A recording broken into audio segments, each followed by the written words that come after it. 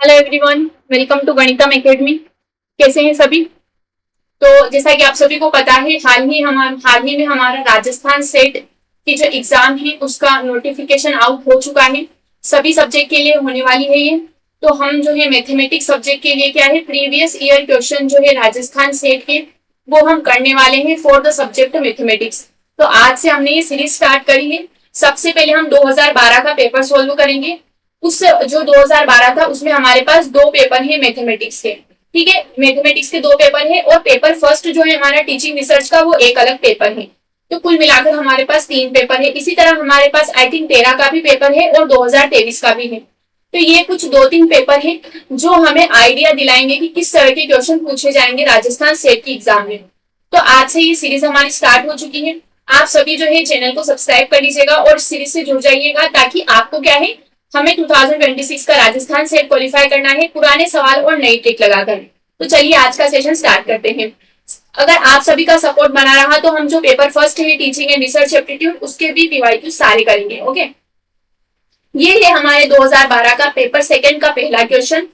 Which of the following statement is correct for the sequence xn where xn is this sequence. यानी कि हमें ये जो sequence दी है xn बराबर 1 प्लस -1 की पावर n प्लस 1/2 की पावर n, इस सीक्वेंस का लिमिट सुप्रीमम और लिमिट सुपीरियर और लिमिट इंफीरियर हमें निकालना है।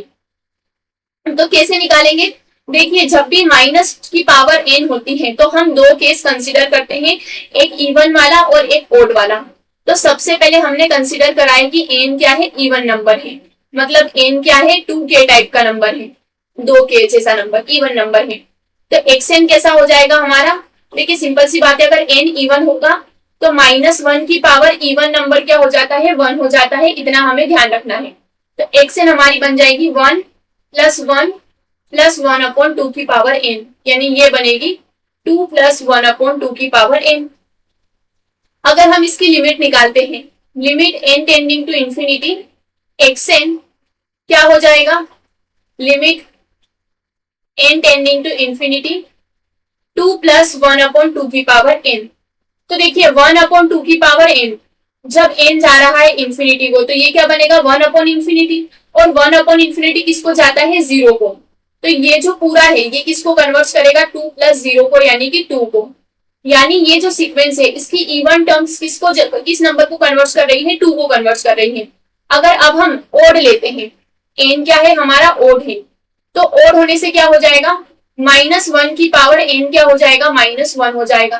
तो xn हमारा कैसा बन जाएगा, xn हमारा बन जाएगा 1 -1 प्लस 1/2 की पावर n, यानी ये बन जाएगा 0 प्लस 1/2 की पावर n। अब हम क्या करेंगे, limit n tending to infinity 1/2 की पावर n, क्यों, क्योंकि 0 तो है। तो अब हमारा क्या होगा, 1/इंफिनिटी होगा, ये किसको कन्वर्ट करेगा, 0 को। यानी हमें पता चला है कि xn जो है इसकी लिमिट 1 आएगी, सॉरी 2 आएगी जब हमारा n क्या होगा, इवन नंबर होगा, और 0 आएगी जब हमारा n क्या होगा, ओड नंबर होगा। यानी कि ये दो इसके लिमिट पॉइंट बने हैं। अब इन लिमिट पॉइंट से ही जो बड़ा वाला होता है वो होता है लिमिट सुपीरियर, जो छोटा वाला होता है वो लिमिट इंफीरियर। तो ये हमारा क्या बन जाएगा, लिमिट सुपीरियर, और ये हमारा क्या बन जाएगा, लिमिट इंफीरियर। तो बस अब देख लेते हैं कौन सा ऑप्शन हमारा सही है। तो ऑप्शन नंबर 3 हमारा सही है, लिमिट सुपीरियर 2 है, लिमिट इंफीरियर 0 है। ठीक है, रेस्ट आर इनकरेक्ट, बाकी हमारे क्या है, ऑप्शन इनकरेक्ट है। आई होप आप सभी को समझ में आया होगा। कोई भी डाउट है तो आप कमेंट मुझे कर सकते हैं। और हाँ, मैं आपको बता दूं हमने टेलीग्राम ग्रुप बना दिया है। तो हम जितना भी यूट्यूब पर कंटेंट करते हैं, चाहे वो किसी का भी पीडीएफ हो, महाराष्ट्र सेट के पीवाईक्यू हो, ग्रुप थ्योरी के पीवाईक्यू हो, या फिर किसी का भी नोटिफिकेशन हो, सिलेबस हो, एग्जाम स्कीम हो, मोर ओवर कोई भी बुक्स हो, नोट्स हो, सभी हम टेलीग्राम ग्रुप पर शेयर करते हैं। गणितम एकेडमी के नाम से ही टेलीग्राम ग्रुप है, आपको चैनल के डिस्क्रिप्शन में मिल जाएगा। ठीक है, जहां पर आपको चैनल की लिंक है वही डिस्क्रिप्शन में आपको टेलीग्राम चैनल की भी लिंक मिल जाएगी। तो आप वहां से क्या है, टेलीग्राम चैनल ज्वाइन कर लेंगे for any kind of notification और एनी पीडीएफ। क्लास की जितने भी पीडीएफ है सब वहीं पर अपलोड होगी, सारी स्लाइड। तो अगर आप इनमें से कुछ नोट्स करना चाहते हैं तो भी आप कर सकते हैं। चलिए, ये है हमारा नेक्स्ट क्वेश्चन। क्या कहता है क्वेश्चन, इफ एफ एक्स बराबर limit N tending to infinity X की पावर एन 1 प्लस एक्स की पावर एन ई की power X, then the type of discontinuity at X बराबर 1। हमें एक्स बराबर 1 पर ये जो फंक्शन है इसके डिसकंटिन्यूटी का टाइप बताना है। तो पहले तो हमें डिसकंटिन्यूटी के टाइप पता होने चाहिए। तो मैं आपको एक चार्ट बताती हूँ जिससे आपको शायद इजी रहेगा देखने में डिसकंटिन्यूटी के टाइप्स क्या होते हैं। पहली जो डिसकंटिन्यूटी होती है वो होती है जंप डिसकंटिन्यूटी, ठीक है। दूसरी हमारी क्या होती है, डिसकंटिन्यूटी ऑफ फर्स्ट काइंड, और फिर हमारी होती है discontinuity of second kind.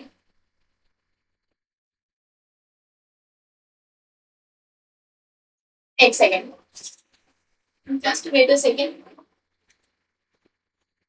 Pen थोड़ा सा हैंग हो गया है इसलिए एक सेकेंड रुकिएगा।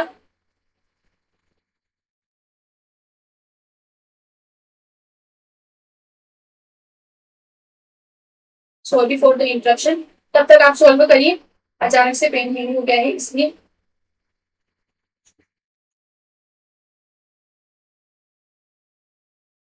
चलिए तो करते हैं, ठीक है। तो जंप डिसकंटिन्यूटी कब होती है, जब हमारा लेफ्ट हैंड लिमिट और राइट हैंड लिमिट जो होती है वो आपस में बराबर नहीं होती है। तो हम उसे क्या कहते हैं, डिसकंटिन्यूटी ऑफ जंप काइंड। क्या कहा जाता है, डिसकंटिन्यूटी ऑफ जंप काइंड। और फर्स्ट काइंड की डिसकंटिन्यूटी कब होती है, जब हमारी लेफ्ट हैंड लिमिट और राइट हैंड लिमिट एग्जिस्ट तो करती है बट वो क्या होती है, फंक्शन की लिमिट के बराबर नहीं होती है, ठीक है, नॉट इक्वल्स टू फंक्शन। और आपस में भी बराबर नहीं होती, साथ ही साथ फंक्शन की लिमिट, मेन तो यही रहता है कि फंक्शन की लिमिट के बराबर नहीं होती है। तब हमारी डिसकंटिन्यूटी कैसी होती है, डिसकंटिन्यूटी ऑफ फर्स्ट काइंड। कि एलएचएल और आरएचएल क्या है हमारी,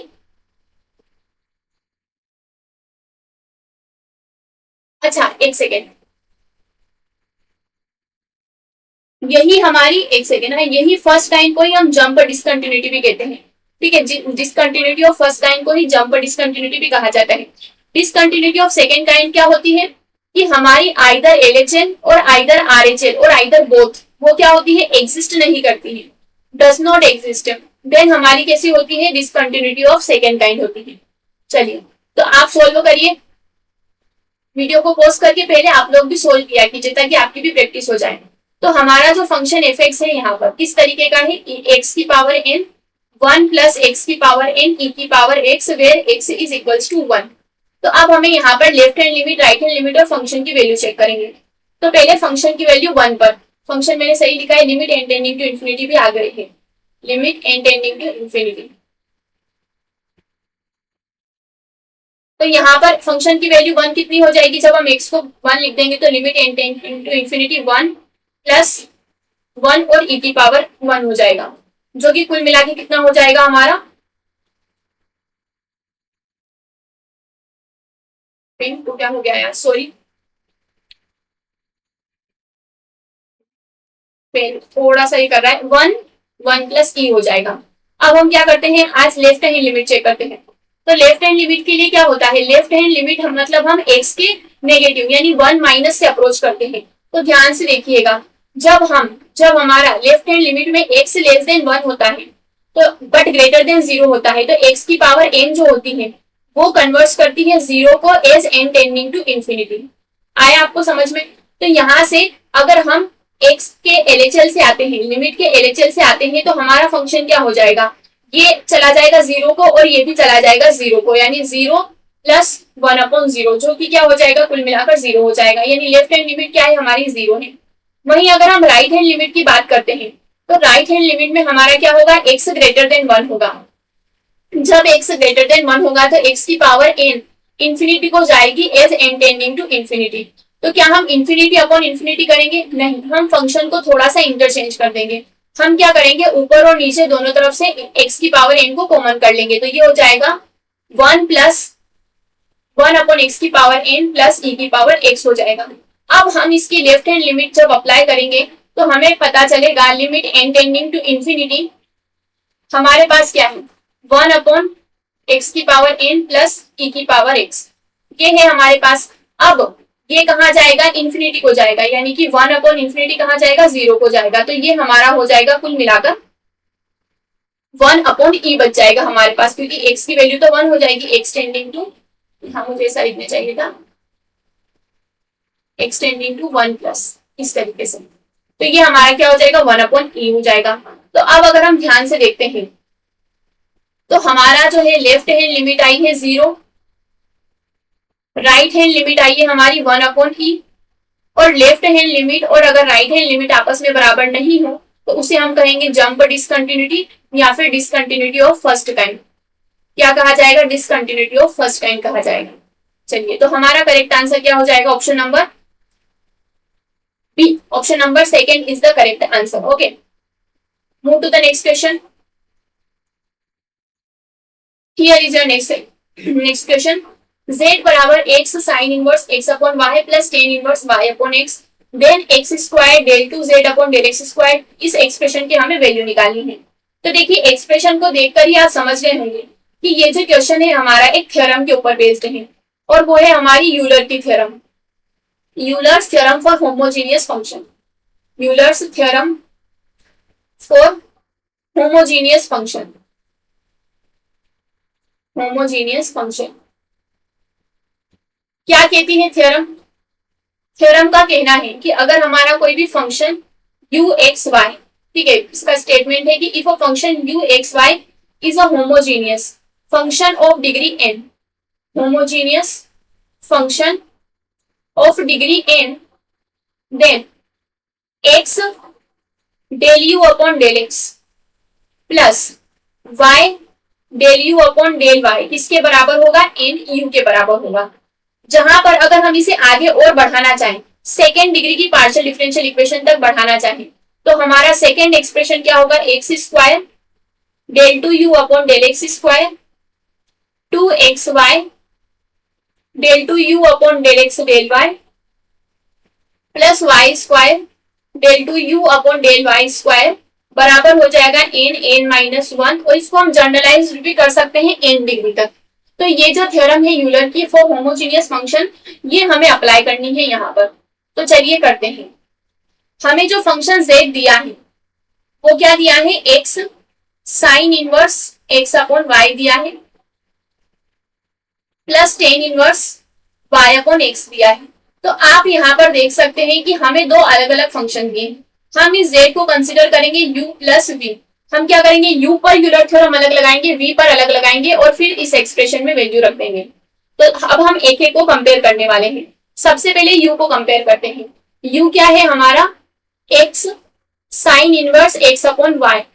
अब हमें क्या है ये चेक करना है कि u जो है कितने डिग्री का होमोजीनियस फंक्शन है, तभी तो हमें n की वैल्यू मिलेगी। तो इसको कैसे चेक किया जाता है, सिंपल सा रिजल्ट है हमारा कि u x को रिप्लेस करेंगे, t की जगह लेमडा भी यूज किया जाता है, लेमडा x या लेमडा y, tx या ty। तो t की पावर जितनी बाहर निकलती है और u x y में, वो उतने डिग्री का हमारा होमोजीनियस फंक्शन बनता है। ये तरीका होता है चेक करने का। मतलब हमें x को रिप्लेस करना है tx से, y को रिप्लेस करना है ty से, और t की जितनी पावर हम बाहर निकाल पाएंगे उतने डिग्री का होमोजीनियस फंक्शन होगा।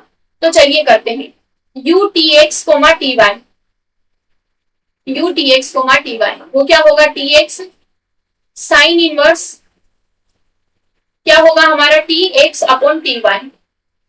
तो देखिए, अब ये तो थीटा के अंदर है, ये जो हमारा t है ये तो थीटा है, तो ये आपस में कैंसिल हो जाएगा, बट बाहर तो नहीं आ पाएगा। तो हमें क्या मिला है, t की power 1 x sine inverse x upon y, यानी हमें मिला है t की पावर 1 u x y। मतलब n की वैल्यू हमें कितनी मिली है, 1 मिली है। तो यहां से हमें पता चला है कि u x y जो है कितने डिग्री का है, डिग्री 1 का होमोजीनियस फंक्शन है, डिग्री 1 का होमोजीनियस फंक्शन है। यहां से हमें ये पता चला है, ठीक है। यानी कि हमारा जो ये एक्सप्रेशन है सेकेंड डिग्री का, del two U upon del X square plus 2xy del two U upon del X del Y plus Y square del two U upon del Y square, ये कितना हो जाएगा, n की degree जितनी होती है उतना हम क्या करते हैं, n माइनस 1 टाइम u करते हैं। बट यहाँ तो n की ही वैल्यू 1 है, तो ये 1 माइनस 1 u आएगा, मतलब कितना आ जाएगा, 0 आ जाएगा। अब हमें ये किसके लिए अप्लाई करना है, ये अब हमें करना है v के लिए अप्लाई। तो v फंक्शन हमारा क्या है, v को भी पहचान लेते हैं। v है हमारा tan inverse y upon x। v क्या है, tan inverse y upon x, ठीक है। तो अब हमें v में रखना है। v में हम रखेंगे tx कोमा ty, तो ये क्या हो जाएगा हमारा tan inverse ty upon tx हो जाएगा। अब देखिए ये t तो थीटा के अंदर है तो ये तो कैंसिल हो गया, हमारे पास क्या बचा है tan inverse y upon x ही बचा है, मतलब हमारा vxy ही बचा है, कुछ भी बाहर नहीं निकला है। मतलब मैं इसको ऐसे लिख सकती हूँ tx कोमा ty, ऐसा लिख दो t की पावर 0, कुछ भी बाहर नहीं निकला है मतलब t की पावर 0 है, यानी ये कितने डिग्री का होमोजीनियस फंक्शन है 0 डिग्री का। यहाँ पर n की वैल्यू कितनी आ गई है 0 आ गई है। तो अब हमारा एक्सप्रेशन क्या होगा X square del two V upon del X square 2xy del two V upon del X del Y plus Y square del two V upon del Y square बराबर ये भी 0 आ गया है। अब इक्वेशन 1 भी 0 आ गई है, इक्वेशन 2 भी 0 आ गई है। अब हम दोनों को कंबाइन करके जब z के लिए रखेंगे तो हमें अल्टीमेटली z भी क्या मिल जाएगा, जब हम दोनों को कंबाइन करेंगे तो ये जो एक्सप्रेशन हमें दिया है इस एक्सप्रेशन की वैल्यू हमें क्या मिल जाएगी इक्वल में 0 मिल जाएगी। सो ऑप्शन नंबर 4 हमारा फाइनली करेक्ट आंसर हो जाएगा। ठीक है, दोनों को टुगेदर मिला देंगे तो जहां जहां z था वहां क्या हो जाएगा। अब आप कहेंगे मैम दोनों को मिलाएंगे कैसे, देखिए मान लीजिए ये हमारी इक्वेशन नंबर 1 है, ये हमारी इक्वेशन नंबर 2 है, तो जब हम 1 + 2 करेंगे 1 + 2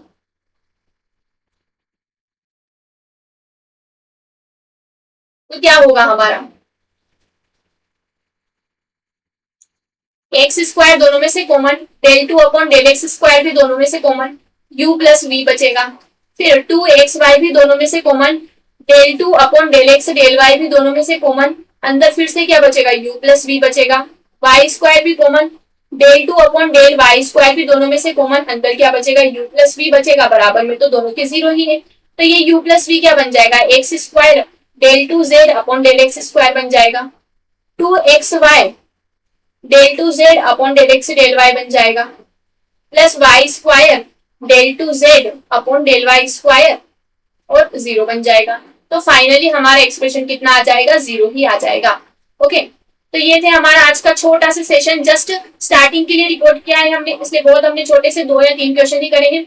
आगे हम कोशिश करेंगे कि एक सेशन में मिनिमम 5 क्वेश्चन करे जाए। ठीक है, मैं सेशन की लेंथ इसलिए ज्यादा नहीं रख रही हूँ क्योंकि स्टूडेंट देख नहीं पाते हैं, ज्यादा लंबा सेशन है ना, तो हम क्या करेंगे छोटे छोटे सेशन में करेंगे, बट ऑनवर्ड अब हम क्वेश्चन के नंबर ऑफ क्वेश्चन हम बढ़ाते जाएंगे एज पर योर रिस्पॉन्स।